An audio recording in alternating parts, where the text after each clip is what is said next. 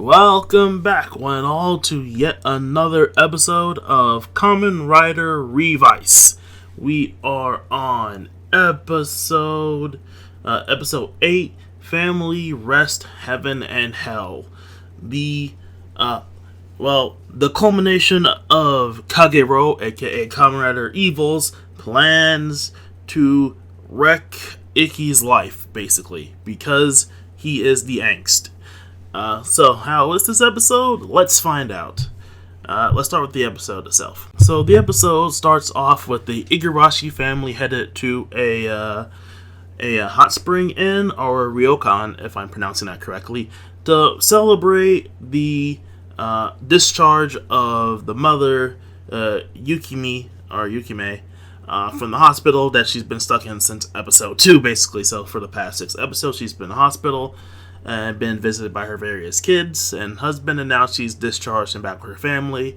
So they decide to go to the ryokan to celebrate and just be, a happy family.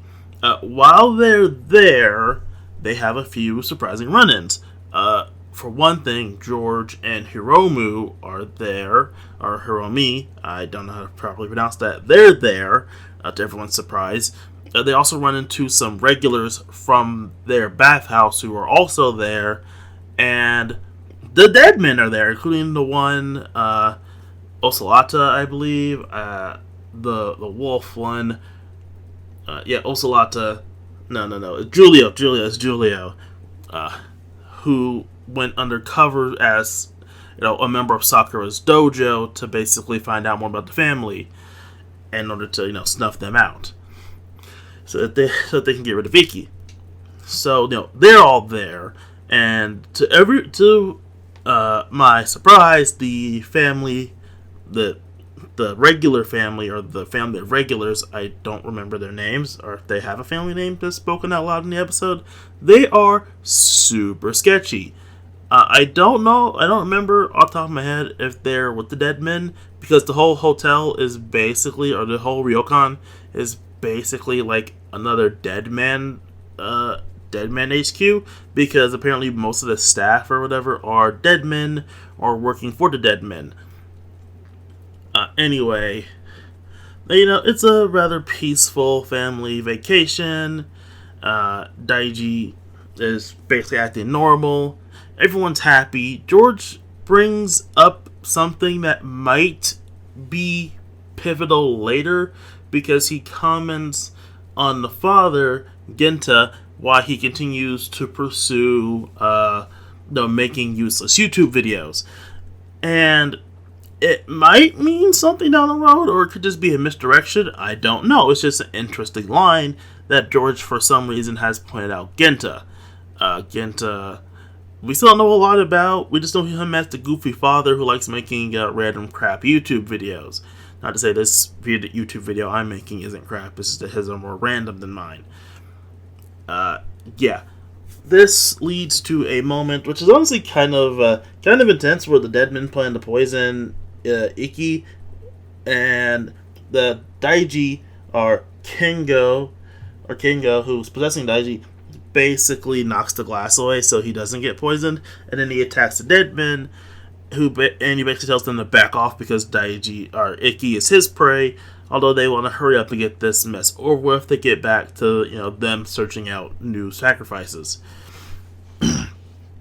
This all leads to the next day, and where we have a rather touching family moment, where the kids give their mother a celebratory banner, or have a celebratory banner for a discharge, and the husband comes out in a full ass suit and tie, looking all dapper, and a bouquet of roses for his beloved wife. And it's honestly a rather cute moment. And then Kagero decides, now's the time, and just decks Ikki across the face.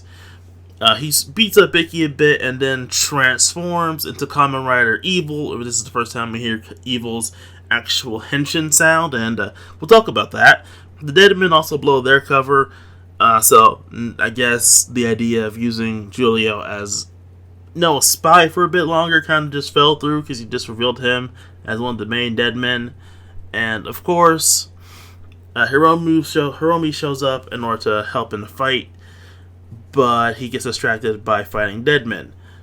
The two dead men.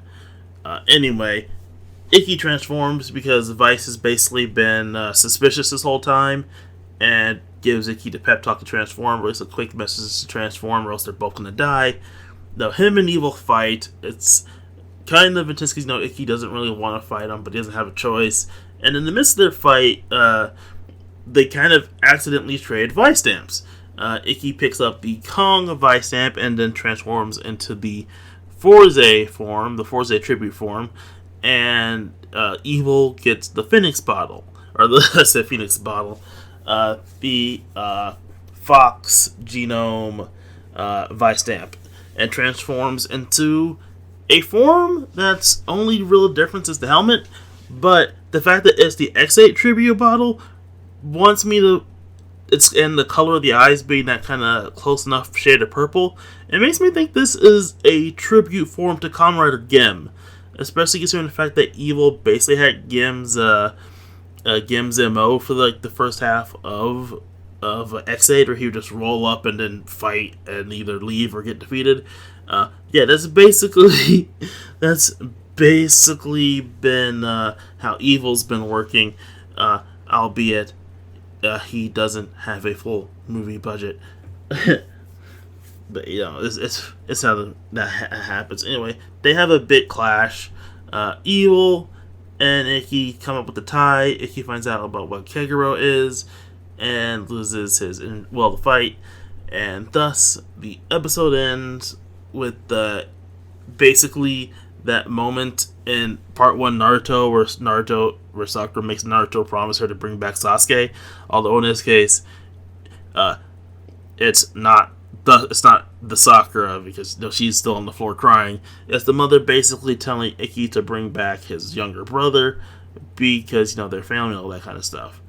And we can already tell where this is gonna go, right down the hill, because that's just how things work.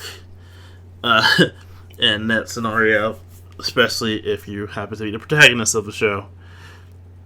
And yeah, that is the basic synopsis of the episode. So, what did I think about it? So, overall, how did I like the episode? I honestly really liked it. It was a nice culmination of Kagero's plans to bring down the Igirashi family's happiness and take out Ikki.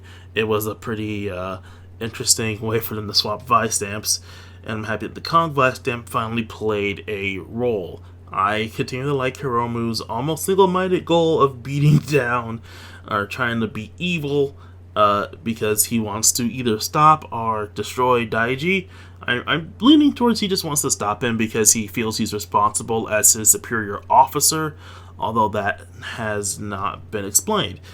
I do like the drops they keep dropping for plot hooks, even though a part of me thinks that the whole George being wary of Ginta thing is just gonna absolutely go nowhere, because Ginta is at the moment stuck as the comic relief father character. But it would be interesting to see where that potential plot hook would go, because this wouldn't be the first time in Kamen Rider where a character who started off as a pretty goofy side character turned out to be way more important to the overall plot than anyone could imagine. I can't remember the first one I noticed, but I noticed it, or a goofy detail, not just a goofy character. Sometimes goofy details are super plot important, not just goofy stuff. Again, I just keep thinking back to Build with the Evils and how that turned out, although he was possessed by an alien, but we didn't know that when he first showed up. The Dead Man felt very Team Rocket-esque in this episode. Is it just me, or did they feel like Team Rocket, especially towards the end where they just decided to just unveil themselves and they didn't really have to, and just gave away their fucking spy?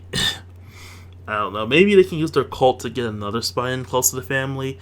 Although I don't remember if I mentioned this or not in the talk about the episode, but the extras, or the the family of regulars, are up to some super shady stuff, and I don't know where that's gonna lead. That's interesting. So yeah, this episode was a pretty good one, and one that leads into a lot more potential plot hooks for future events and or characters.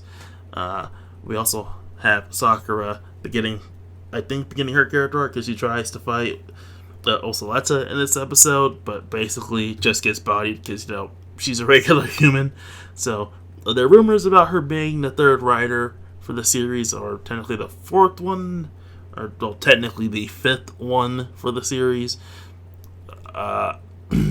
So yeah, especially with those new set leaks of apparently a new writer suit. That's all I'll say about that. I have seen that. I'm waiting for official stuff and the actual episode debuts. So yeah, this was a good episode to build. This is basically a good setup episode, and hopefully we'll be getting payoff rather soon. So hopefully I'll see you all next week, and we'll hopefully be getting that payoff pretty soon.